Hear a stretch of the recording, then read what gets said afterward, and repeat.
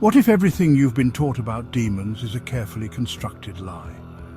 What if the terrifying entities of religious nightmares, entities that supposedly possess the innocent and torment the faithful, were once revered as divine messengers essential to humanity's spiritual liberation? The demonic forces that Western civilization has feared for centuries were originally understood as necessary intermediaries between humanity and the divine, the very beings that made spiritual transcendence possible. This isn't speculative theology, this is documented history. For over 1600 years, institutional Christianity has concealed a profound truth. What we now call demons were once understood as divine helpers, beings whose purpose was not to corrupt humanity, but to guide us toward our own divinity. The systematic demonization of these intermediary spirits represents one of history's most consequential theological manipulations, a strategic reframing that stripped humanity of ancient spiritual technologies and concentrated religious authority in ecclesiastical institutions. In this exploration, we'll trace the radical transformation of the daemon from divine messenger to demonic tormentor. We'll examine evidence from ancient Greece, Egypt, and Near Eastern traditions, analyze philosophical texts from Plato to Iamblichus, and identify the precise moment when these spiritual intermediaries were recast as agents of evil. Most importantly, we'll uncover the suppressed spiritual technologies these beings once facilitated, technologies of consciousness, that threatened institutional religious control and were consequently buried beneath layers of theological revision. This is not merely historical analysis. This is the recovery of spiritual possibilities that have been systematically denied to Western consciousness for nearly 2 millennia. The Greek word daimon, derives from a root meaning to divide or to distribute, a linguistic clue to their original function as distributors of divine influence throughout the cosmos. In Homer's epics, the earliest surviving Greek literature, daimon initially functioned more as an adverb than a noun, describing divine action rather than a specific entity type. When Aphrodite leads Helen in the Iliad, Homer describes her as acting daimonically, operating in that intermediate space between divine and human realms. By the time of Hesiod in the 8th century BCE, daimones had evolved into distinct entities. In his Works and Days, Hesiod writes, "When this race, the Golden Age humans, had died out, they became pure spirits inhabiting the earth, the noble protectors of mankind, the beings who ward off evils from mortals." This passage reveals the earliest documented understanding of daimones as beneficial guardians, elevated human spirits who guide and protect the living. Plato significantly advanced the understanding of daimones in the 5th to 4th centuries BCE. In his dialogue Symposium, the priestess Diotima instructs Socrates about the nature of these beings. Everything demonic is between God and mortal, interpreting and ferrying to gods things from human beings and to human beings things from gods, the requests and sacrifices of human beings, the orders and exchanges for sacrifices of gods. In the middle of both and filling up the interval so that the whole itself has been bound together by it. This conception of daimones as cosmic mediators, beings that maintain universal coherence by bridging ontological realms, became foundational to later philosophical and religious thought. Socrates himself claimed guidance from a personal daimonion, an inner voice that steered him away from harmful actions. Far from being a demonic tempter, this entity functioned as a divine guide, intuition embodied as protective spiritual presence. Plutarch, writing in the 1st to 2nd centuries CE, further elaborated on the nature of daimones, describing them as those who have discovered that the race of demons, halfway between gods and men, communicates between the gods and mankind and establishes a relationship between them and us. Importantly, Plutarch attributed to daimones the responsibility for maintaining oracles and other channels of divine communication, the very mechanisms through which humanity received sacred wisdom. This understanding of intermediary spirits wasn't unique to Greece. The Daveni Papyrus, our earliest surviving philosophical text, reveals how Greek intellectuals recognized parallels between their daimones and the spiritual entities acknowledged by Persian magi or priests. In Egyptian tradition, various intermediary beings facilitated the soul's ascent through the cosmic realms. The Egyptian concept of the Ba, the mobile aspect of the soul that could traverse cosmic boundaries, shares remarkable similarities with certain Greek conceptions of daimones. In the Orphic tradition of Greece, gold funerary tablets provide instructions for the deceased soul's navigation of the afterlife, including encounters with spiritual guardians who determine the soul's cosmic destination, entities that function analogously to daimones. The Mesopotamian tradition recognized similar intermediary beings, and the Zoroastrian concept of the Fravashi, the pre-existent spiritual counterpart of each individual, parallels aspects of the Greek daimonic guardian. This cross-cultural convergence suggests that the recognition of spiritual intermediaries represents not merely cultural invention, but a consistent feature of humanity's encounter with multidimensional reality. For most ancient Greeks, the daimon was not merely philosophical abstraction, but lived reality.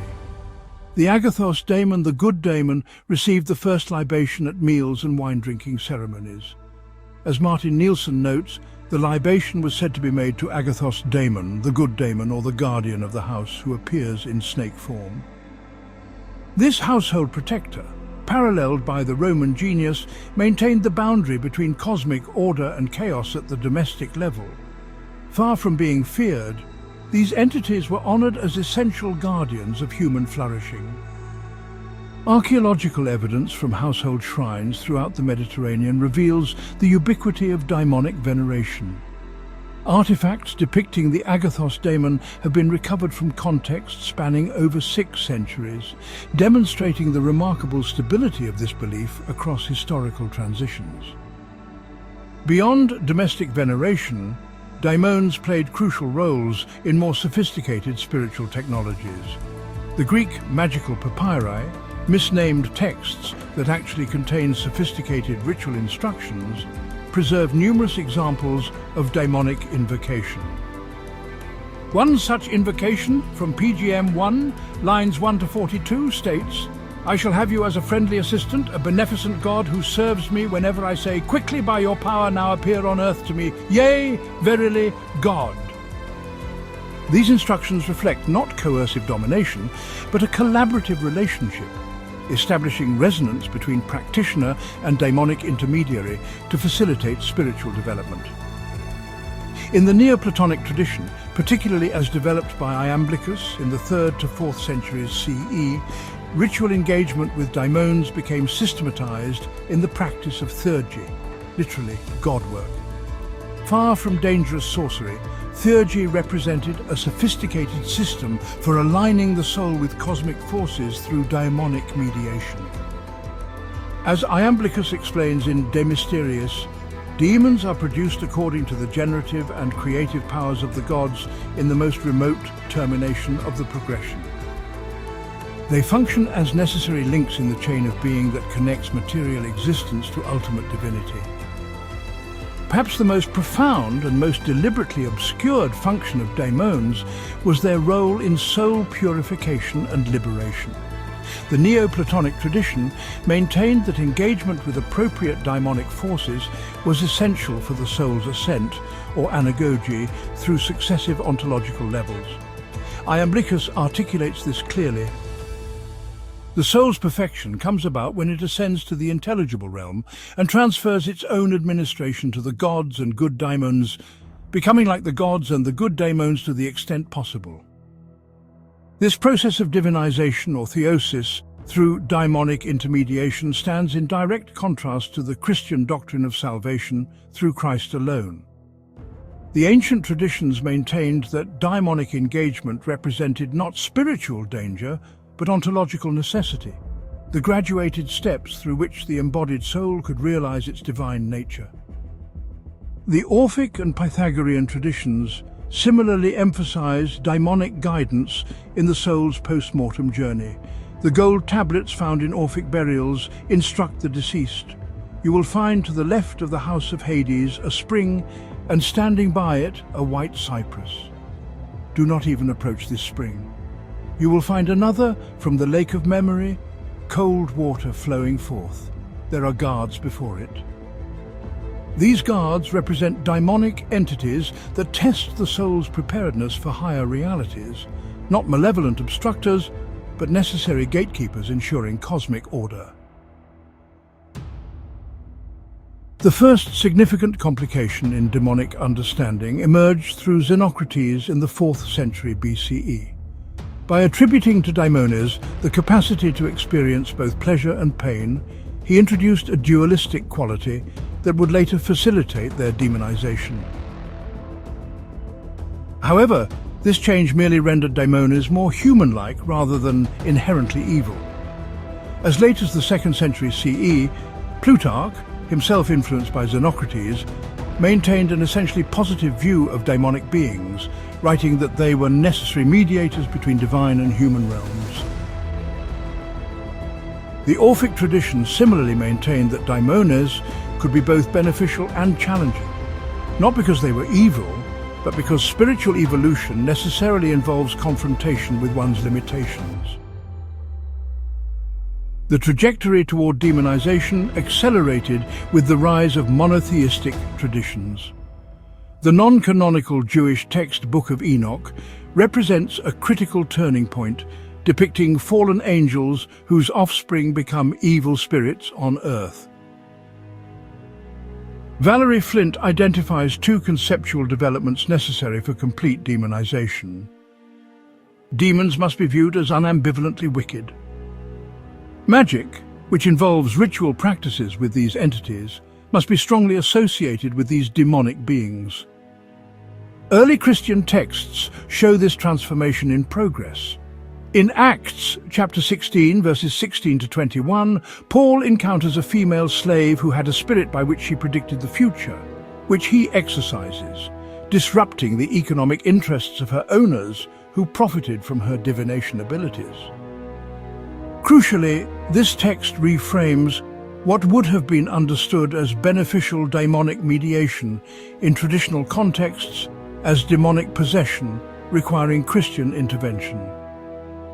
The most decisive transformation came through Augustine of Hippo's De Civitate Dei, or City of God. Augustine's comprehensive theological revision declared that the gods worshipped by pagan Egypt, Greece and Rome had all been demons who misrepresented themselves to humans. This taxonomical revolution effectively redefined all daimons as demons. It declared all pagan worship as demonic worship and eliminated the ontological category of beneficial spiritual intermediaries. Augustine's position became the dominant framework through which Western civilization would subsequently understand spiritual entities, effectively erasing the nuanced cosmological position that daimones had occupied for millennia. Augustine's redefinition cannot be understood as merely theological refinement. It represents a calculated strategy to eliminate competing soteriological frameworks. By collapsing all intermediary beings into the category of malevolent demons, Christian authorities effectively rendered the ancient path of apotheosis through daimonic intermediation not merely heterodox, but actively dangerous.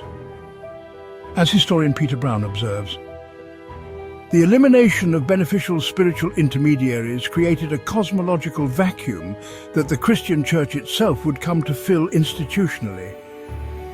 Where once individual practitioners could engage directly with daimonic intermediaries, spiritual access now required ecclesiastical mediation through approved channels.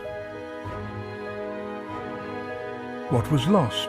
The demonization of daimones resulted in a metaphysically impoverished cosmology, a vast ontological gulf between humanity and divinity, unbridged by the necessary intermediary beings that facilitate ascent. In the Neoplatonic understanding, daimones represented ontologically necessary links in the chain of being. without which the cosmos would lack coherence and the human soul would lack established pathways for return to its divine source. As Iamblichus explains, the cosmos requires these intermediate beings to maintain its continuity. There must be the unfolding of secondary natures before primary natures, the procession through intermediaries who fill the gap between extremes and preserve the continuity of the whole progressive series. By eliminating this entire ontological category, or reconceiving it as unambiguously evil, Christian theology severed humanity from its graduated cosmic context.